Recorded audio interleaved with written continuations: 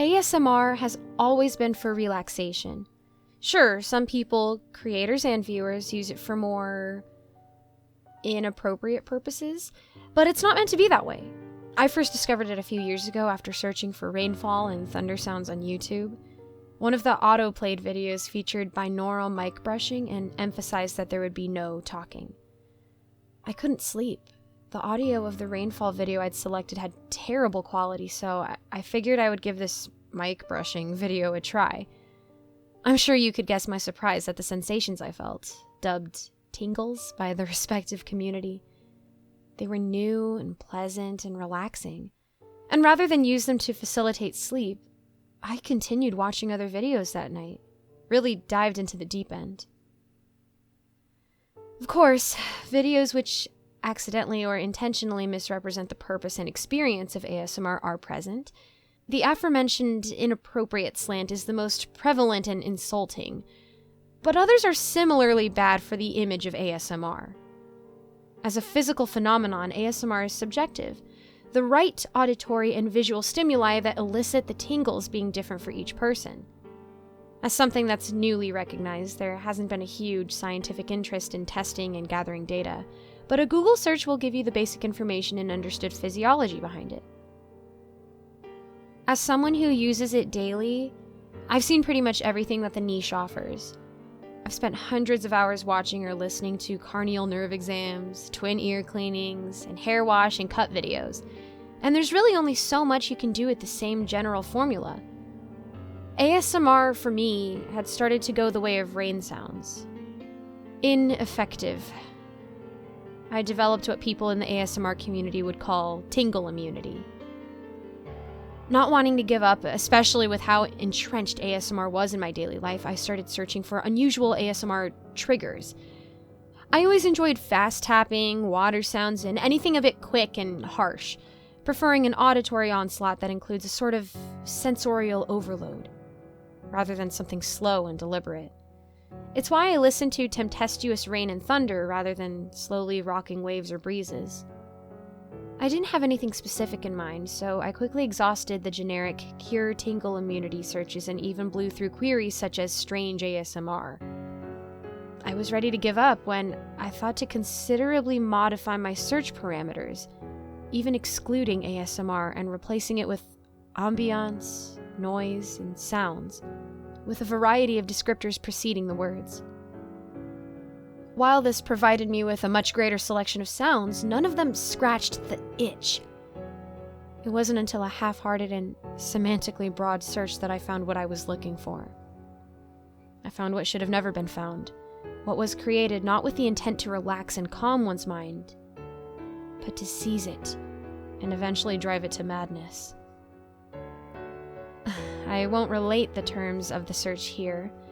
As far as I'm aware, the video is still available on YouTube and following the strange and admittedly obtuse search patterns I've detailed.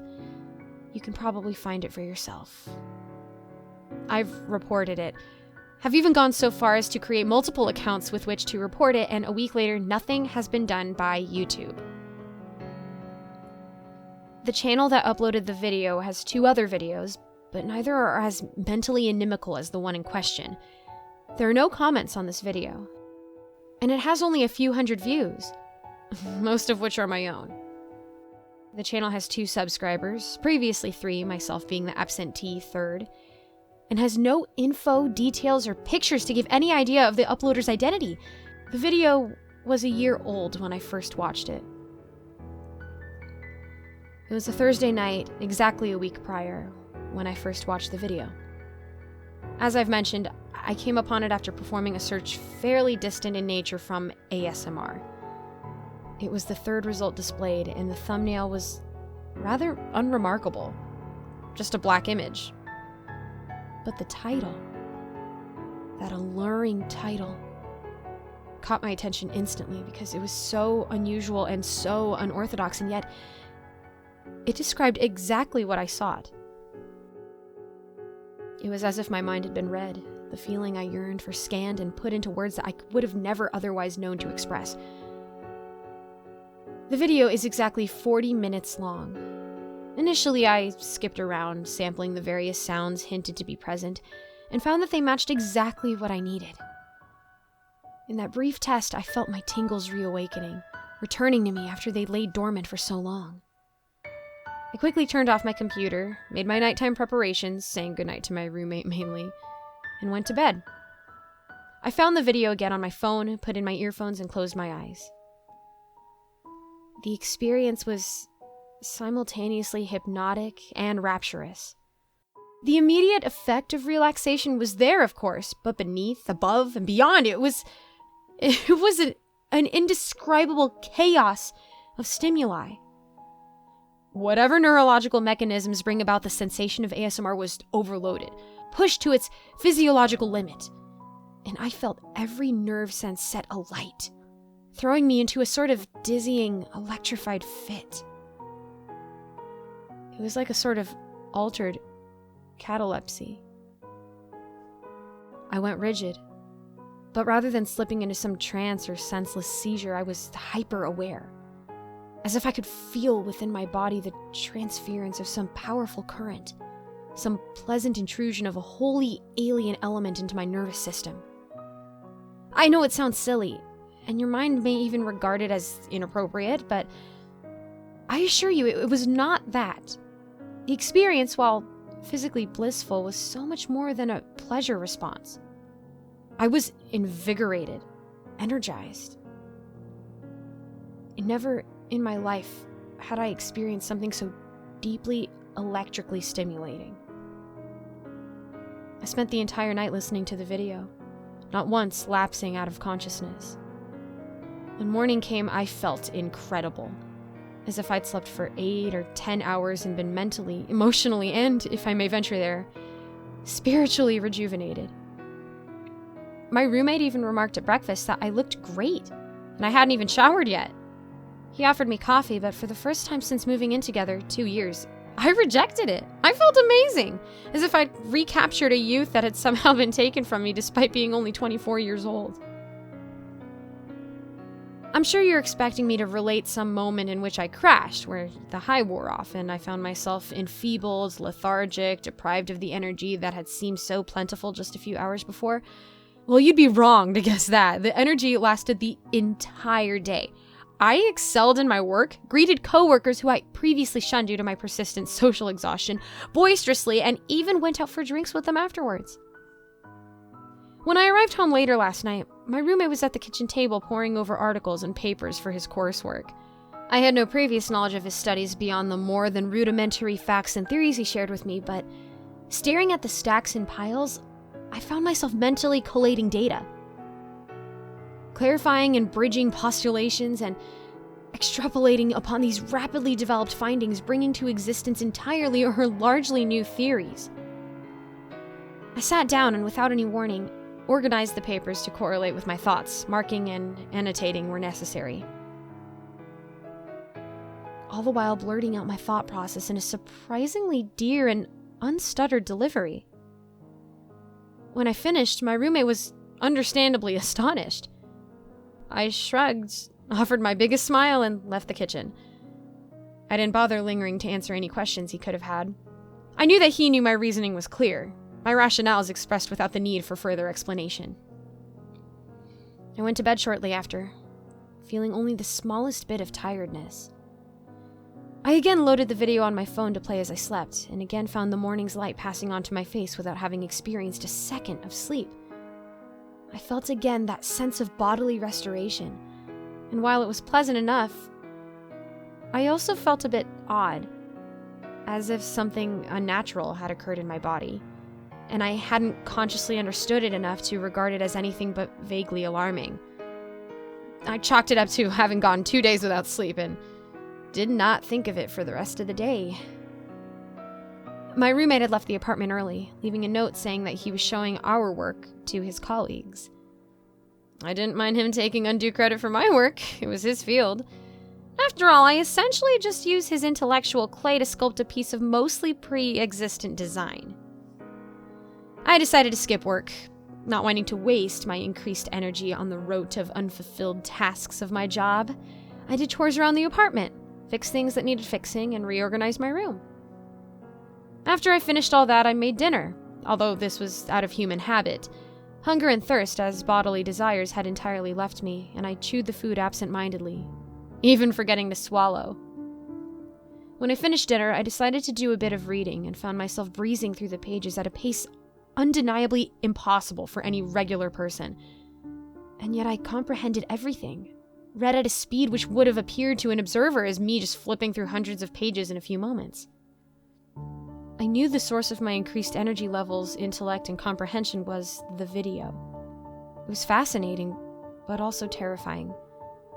Because if someone totally unremarkable, could access that life-enhancing video after a round of random, dispirited YouTube searches, it meant that others could just as easily find it if they were actively searching for such a thing. Evil people could find the video and use it for nefarious purposes. My thoughts, for whatever reason, went to the worst of mankind's nature. My roommate has on several occasions called me a pessimist, so it makes sense. With nothing better to do, I decided to try and contact the uploader and ask how he made such a video, and if he was aware of its effects, and if so, why he hadn't thought to share it with the scientific community for the betterment of mankind. I sent him a message essentially asking those questions and decided to watch the video yet again while I waited. I suppose I owe you a description of what actually happens in the video. As I've stated, it is 40 minutes long when watched on a PC. If seen by phone, the video is 39 minutes and 58 seconds. I'm not sure why there's a discrepancy in the time between devices. I assume it's just something on YouTube's end. The video begins with a black, though not completely black, screen. There's something there, an impression if not a definite image, a barely discernible sphere. The sphere is also black, but darker than the surrounding blackness, and somehow a sense of the sphere's weight is intimated through the screen. For the first few seconds, there is no noise in the video, but at the 31-second mark, a low droning can be heard, and by 5 minutes in, it crescendos to a buzzing. The sound is not unpleasant, and it is at this point that the full ASMR effect kicks in. The immediate feeling as if liquid shadows envelop your mind, enshrouding the worrisome and stressful thoughts that plague you. The umbrage then seeps into your brain, drapes and pours itself over your cortex, and massages every neurological part and pathway. This feeling only increases in euphoric intensity as the video continues. At about 10 minutes, the backdrop has lightened significantly, and the sphere has darkened. The contrast is much greater, as is the sense of the sphere's enormous weight. The ambiance has changed to an almost digitized wailing, like screaming static. Despite my loose descriptions, this too is incredibly enjoyable. This phase goes on until the 25-29 minute, at which point 7 other spheres of varying sizes appear. Unlike the first, these spheres are gray and seem almost insubstantial in comparison to the original orb. Minutes later, the next phase shows the original sphere spreading its blackness to the others, infecting the dullness of their existence with the vibrancy of its darkness. They seem to gain some sort of Stygian life, and a fraction of the heaviness of what I'll call the mother sphere. The ambiance during this process has changed to become essentially white noise. This phase lasts until the last 2 minutes of the video, and at that stage of the screen shows a ring of spheres closely grouped around a new central one, with black tendrils linking each to the center.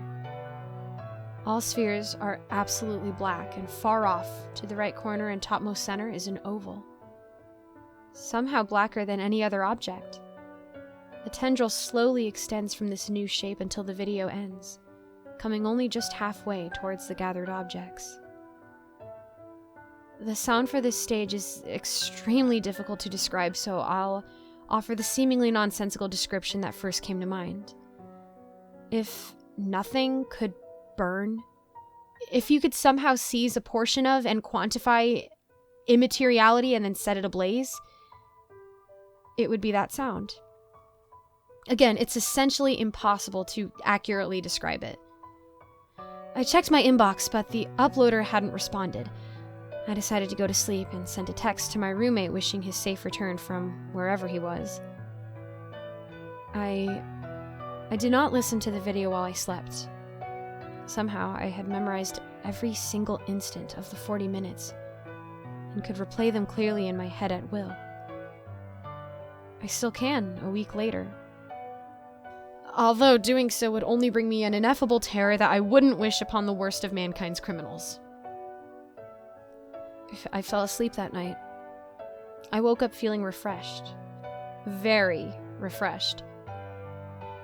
There was an intolerable newness about everything, as if I'd been reborn, and every part of my being was raw. Imagine a light held within your chest. At lower intensities, it feels great, but without warning, it grows to an internally blinding luminosity and consuming, overwhelming brilliance that feels like it will transform you into some all-spectral entity. I'm just dancing around the actual sensation here, barely describing how I felt. I got out of bed and went to the kitchen and saw the thing which made me post this story and swear to myself to never watch the video again. My roommate sat at the kitchen table, my laptop opened in front of him. His eyes were open, but it was immediately clear that there was no life behind them. I was already sure of what I would find upon walking around the table and looking at the screen. And of course, there it was, the video. I must have had it opened in a tab, or he went through my history and found it. I tried to think why he would invade my privacy like that when we always respected each other's, and then I realized that he probably wondered how I came to be so enlightened about his work. His invasion of my privacy was understandable and, I guess, justifiable. I knew he was dead, or at least pessimistically expected him to be, but I shook his shoulder and spoke his name anyway, not comprehending how such a thing could happen when the video had been so beneficial for me.